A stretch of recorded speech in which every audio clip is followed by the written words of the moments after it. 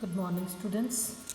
सो बेटा अज अपने को है cost in the long run कि लॉन्ग रन दे विच जिहड़ियां अपनियां कॉस्ट ने वो किस तरीके दियां हुंदियां ने। सो मैं तुहानूं शॉर्ट रन दे विच सारा चीज़ एक्सप्लेन कर चुकी हाँ है ना कि शॉर्ट रन दे विच जिहड़ा अपने कोले फिक्सड ते वेरीएबल कंपोनेंट हुंदा, इस करके अपने कोल जिहड़ियां कॉस्ट ने वो भी फिक्सड ते वेरीएबल कॉस्ट हुंदियां ने।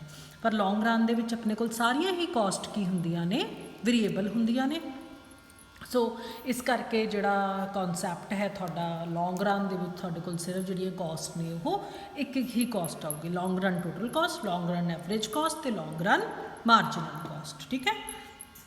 सो लॉन्ग रन वो पीरियड ऑफ टाइम जिहदे विच सारे ही वेरीएबल्स सारे ही इनपुट्स वेरीएबल हुंदे ने।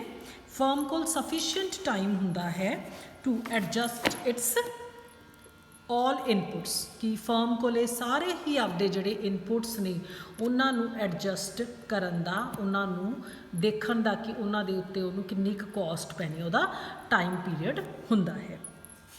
सो in other words another aspect long run का की हुंदा है कि लॉन्ग रन नूं असीं प्लैनिंग पीरियड कहने हैं कि लंबे समय दे विच असीं प्लैनिंग कर सकते हैं कि असीं किस तरीके दे नाल जिहड़ियां कॉस्ट ने उन्हां नूं घटाना ते वधाना है।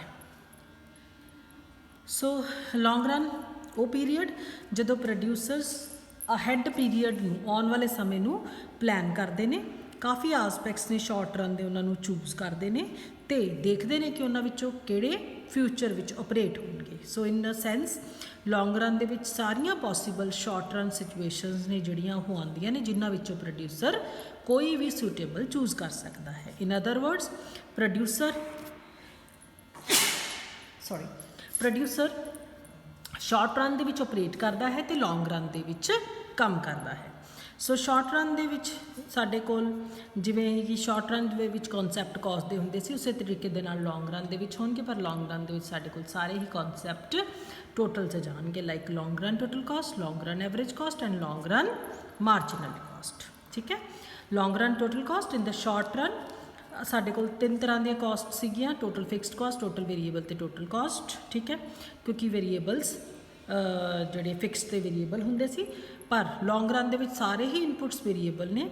There is only one long run total cost का। लॉन्ग रन टोटल कॉस्ट की है minimum cost at which each level of output can be produced.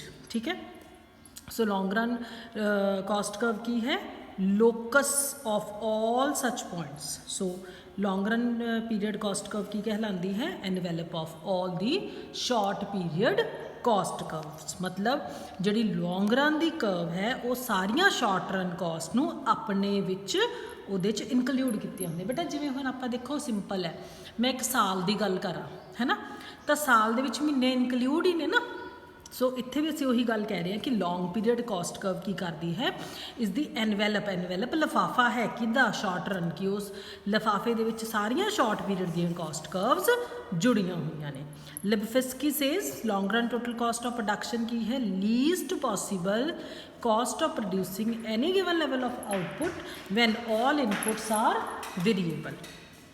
So long run दे विच एक फर्म है जिहड़ी वो गिवन लैवल ऑफ आउटपुट नूं मिनिमम कॉस्ट दे उत्ते प्रोड्यूस कर सकती है जदों उस फर्म कोले सफिशिएंट टाइम हुंदा है किस चीज़ का, ऑप्टिमम प्लांट साइज़ नूं सिलैक्ट करन दा ते लीस्ट कॉस्ट फैक्टर रेशो नूं सिलैक्ट करन दा। It मीनस long run total cost हमेशा ऑलवेज लैस दैन और इक्वल टू किस दे होगी short run total cost, but it is never more than short run total cost. या तो long run total cost equal होगी short run total cost दे या फिर उस तो लैस दैन होगी, ये कदे भी उस तो मोर दैन नहीं हो सकती। Long run total cost curve represents the least cost of different quantities of output. Different quantities of output नूं प्रोड्यूस्ड करन दी घट्टो घट्ट कॉस्ट नूं असीं की कहने आ long run total cost. So it is a tangent to any given point on short run total cost. So next है अपने कोल बेटा डायग्राम है, देखो। सो तुसी इत्थे सिर्फ आवली डायग्राम है जिहड़ी फिगर नंबर 14 है यही बना लो।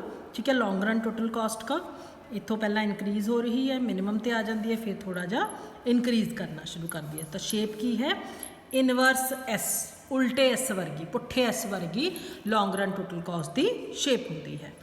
सो what does it signifies? Long run total cost curve begins from the point of origin O, while short run total cost curve थोड़ा उपर तो होंदी सी, क्यों? क्योंकि उहदे विच फिक्सड कॉस्ट का कंपोनेंट जुड़िया होया हुंदा सी।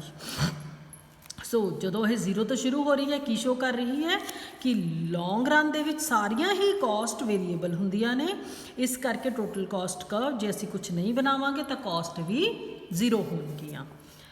लॉन्ग रन टोटल कॉस्ट की पॉजिटिव स्लोप होंदी है, मीनस ज़्यादा प्रोड्यूस करना है तो ज़्यादा पे करना पऊगा। Long run total cost curve पहला इनक्रीज करती है एट अ डिक्रीजिंग रेट, फिर थोड़ी देर लिए कॉन्स्टेंट हो जाती है, फिर उस तो बाद इनक्रीज करती है एट इनक्रीजिंग रेट। ठीक है बेटा, आ जिहड़ियां शेप्स ने STC वगैरह दियां ये तुहानूं अगे आउणगियां, उत्थे फिर आपां कर लांगे। ठीक है, सो इस तो नैक्सट बेटा अपने कोल आऊगा long run average cost curve और एनवेलप कर्व, इसनूं आपां नैक्सट वीडियो च करते हैं।